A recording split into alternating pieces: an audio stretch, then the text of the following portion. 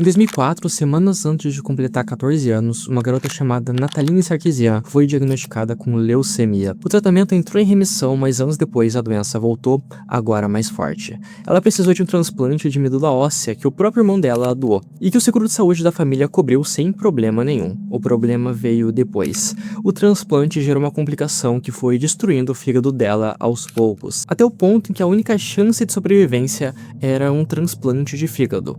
O detalhe é que esse transplante mais o acompanhamento pós-cirúrgico custava $450 mil. E, na falta de um sistema de saúde universal nos Estados Unidos, a família teve que recorrer ao seguro de saúde, a Cigna, que respondeu não.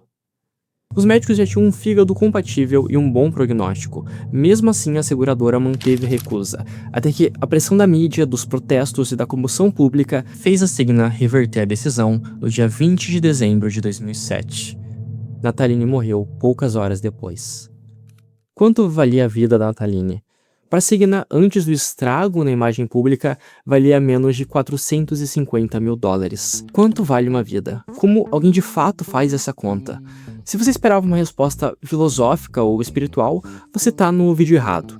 Eu quero saber quanto custa uma vida objetivamente mesmo, em dinheiro. Essa é uma das discussões mais interessantes que existem, porque ela envolve economia, sociologia, direito e, claro, medicina. E apesar de não soar muito ético você precificar a vida de alguém, governos, seguradoras e hospitais fazem isso com uma frequência que incomoda. Ao longo desse vídeo eu vou te mostrar 6 réguas diferentes que a nossa sociedade já inventou para medir isso. Vamos começar então pelo mais simples. Os economistas descobriram uma forma de precificar uma vida estatisticamente. Ela não mede quanto você vale, mede quanto vale reduzir o risco da sua morte. Imagina um grupo de 1 milhão de pessoas. Cada uma tem um risco adicional de 1 em 1 milhão de morrer. Se cada pessoa estiver disposta a pagar R$10 para eliminar esse risco, o grupo inteiro pagaria R$10 milhões para evitar uma morte estatística. Esse é o valor estatístico da vida. 10 milhões nesse exemplo.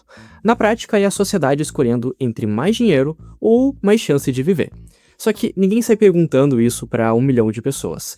Os economistas calculam esse valor de um jeito mais indireto, olhando a diferença salarial entre empregos com riscos diferentes. Quanto a mais alguém precisa ganhar para aceitar um trabalho mais perigoso é, essencialmente, o preço que essa pessoa está cobrando pelo próprio risco de morrer. Um estudo brasileiro analisou dados oficiais de mais de 1 milhão de trabalhadores, e o resultado, um valor estatístico da vida de cerca de R$3,3 milhões.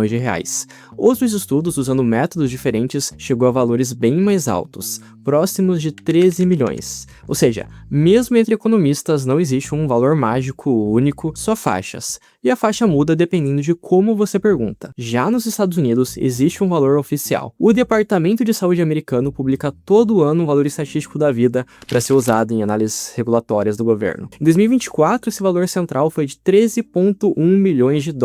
Convertendo para reais, isso equivale a algo próximo de R$70 milhões, cerca de 20 vezes mais do que o valor estatístico da vida estimado no Brasil. E tem outro detalhe. Se você for pobre e vive no mercado de trabalho com menos opções e mais empregos de risco, sua régua individual tende a valer ainda menos do que a média nacional, porque você tem menos poder de negociar um salário mais alto em troca do risco que corre. Na economia, uma vida humana é um recurso escasso como qualquer outro, e para fins práticos ela pode sim ser quantificada. Mas existe outra área que também quantifica o valor da vida e de um jeito ainda mais brutal. A minha área, a medicina.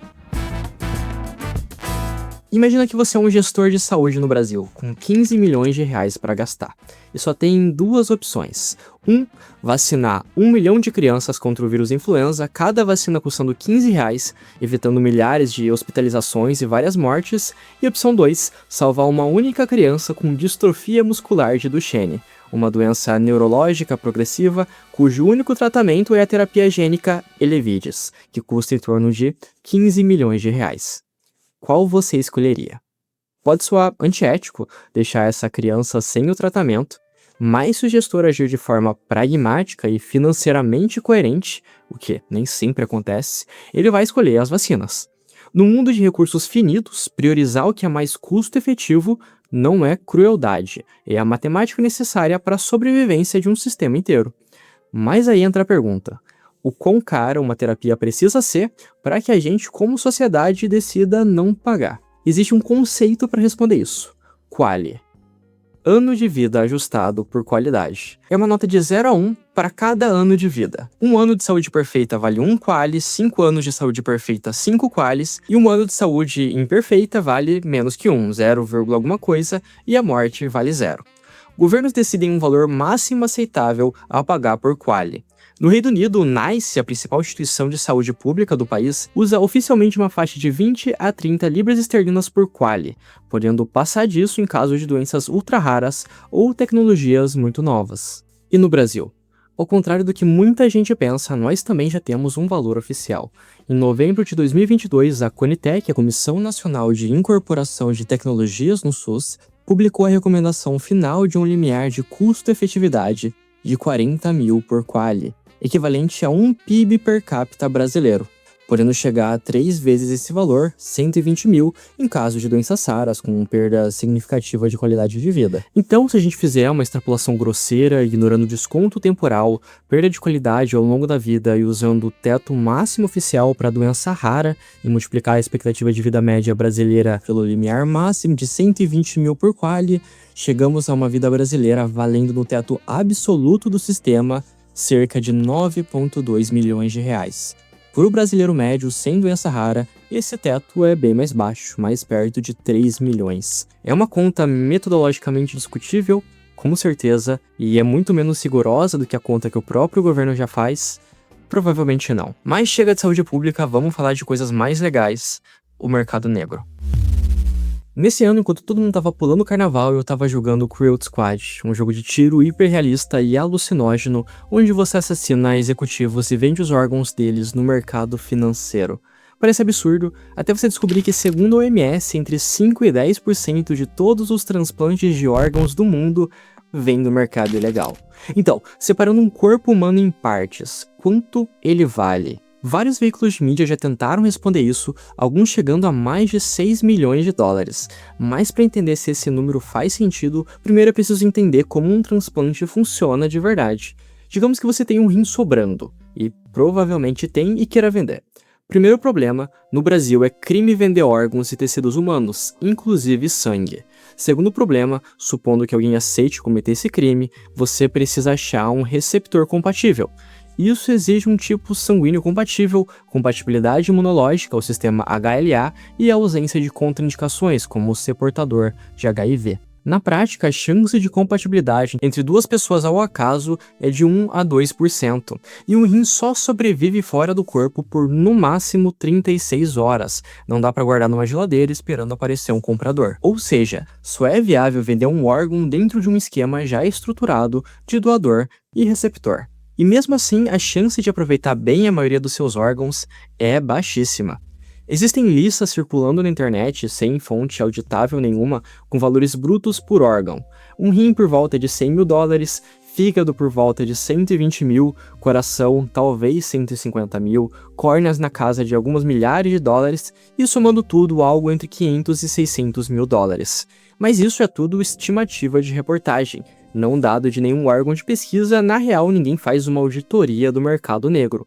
A realidade provavelmente é bem pior do que essa lista. Nos anos 2000, uma quadrilha levava brasileiros vulneráveis para Israel para doar um dos rins por uma quantia entre 6 e 10 mil dólares.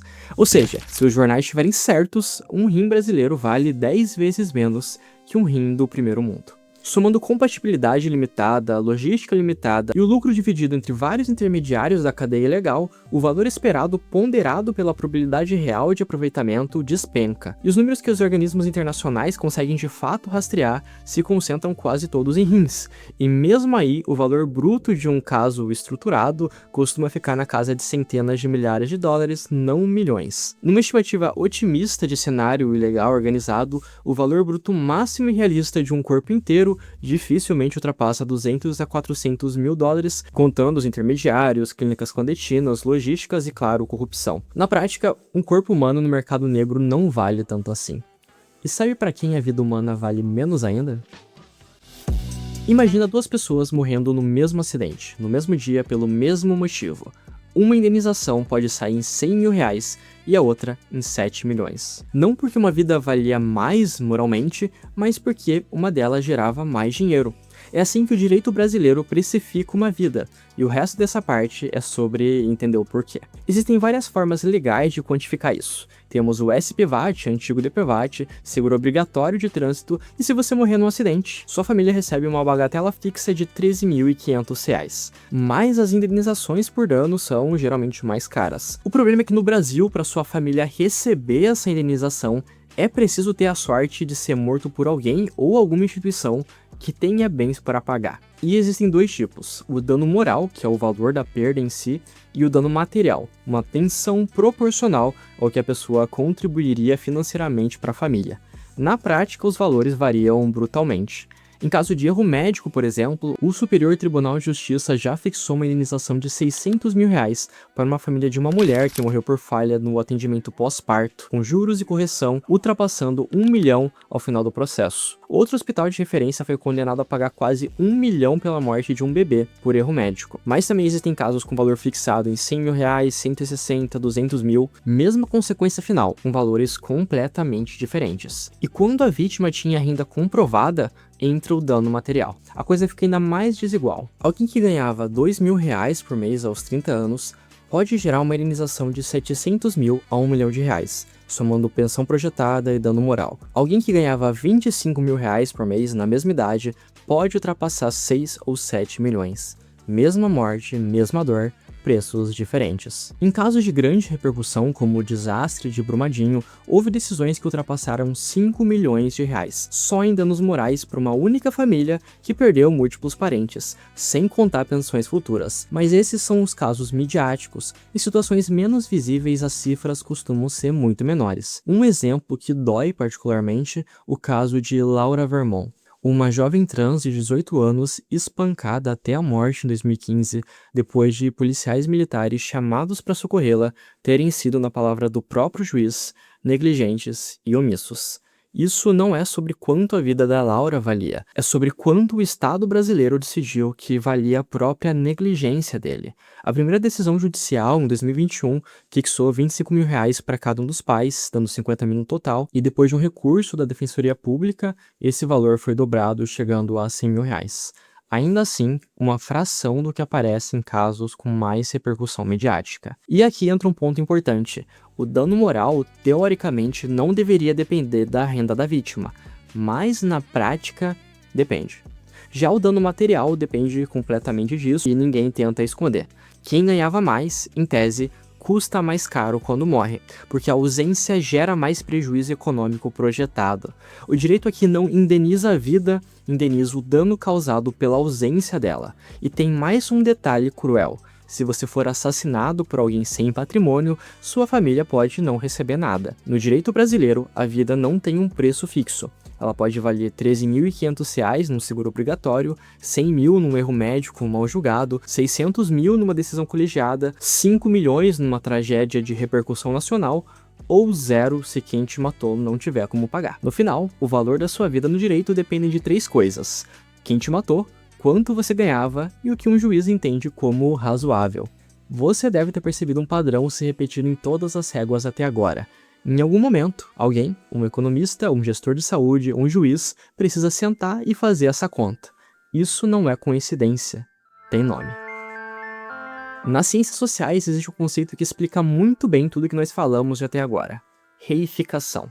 Basicamente, reificação é o fenômeno pelo qual, numa economia capitalista como a nossa, as coisas, inclusive relações humanas, inclusive vida, inclusive trabalho, passam a ser tratadas como mercadoria, como objeto que pode ser trocado, precificado e negociado. A reificação é o processo que torna natural a gente dar valor de mercado para a vida dentro da nossa sociedade. E existem empresas que colocam vida, morte, risco e doença na ponta do lápis e lucram diretamente com isso. Seguradoras de vida e planos de saúde. Um seguro de vida hoje no Brasil paga em média entre 100 e 300 mil reais.